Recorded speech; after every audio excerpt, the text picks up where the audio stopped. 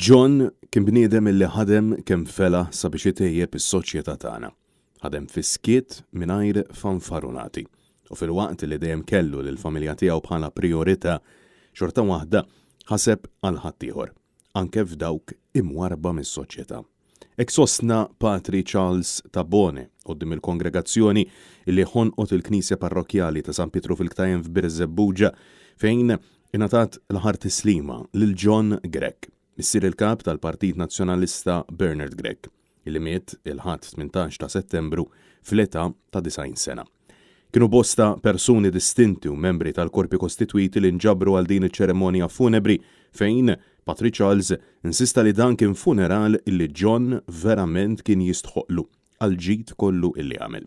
U għaddeskrivih bħala bniedem illi wettaq ħafna, kien iżur il-morda, jgħin fil-parroċċa, imur iqarben fid-djar kif ukoll iżur lill-priġunieri bħala membru fil-Prison Fellowship. Fil-waqt li kien il-bastun tal-familja. Spalla ma' martu sabiex rabbew lill-uliedhom b'valuri sodi u wrew tant imħabba wozza man-neputijiet u pro-neputijiet tagħhom. John Gregg ġie deskritt bħala bniedem illi verament kien xempju tal-istqarrija illi l-imħabba taċċetta lil kulħadd kif inhu.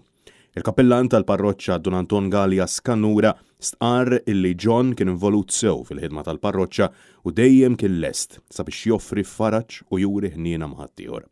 Fil-waqt illi Patri Charles Tabone insista illi bla ġir tiegħu John immarka lis-soċjetà Maltija bil-ħidma fil-kwiet illi wettaq u saħaq illi dan il-pajjiż għandu bżonn aktar ċittadini bħalu sabiex fuqhom tissejjes is-soċjetà tagħna. U insista li l-ġid li joħloq pajjiż mhux biss għandu jitqassam ma' kulħadd materjalment iżda anke wkoll fil-valuri għaliex fi kliemu soċjetà illi ma tħaresx lejn il-benesseri morali jabużżieqa tas-sapun illi tisfuma fix-xejn. Patri Charles Tabone tem jgħid illi minkejja illi John Gregg kien bniedem ta' natura kwita ħafna kien raġel ta' qalb u fidi kbira.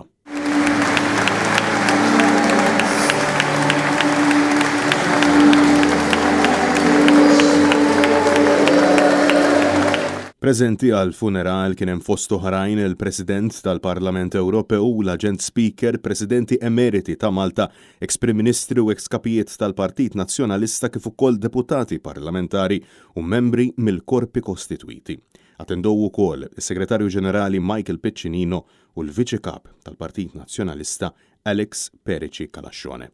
Kamra tal-Aħbarijiet ta' Net News twassal il-kondoljanzi tagħha lill-qraba u l-ħbieb ta' John Gregg.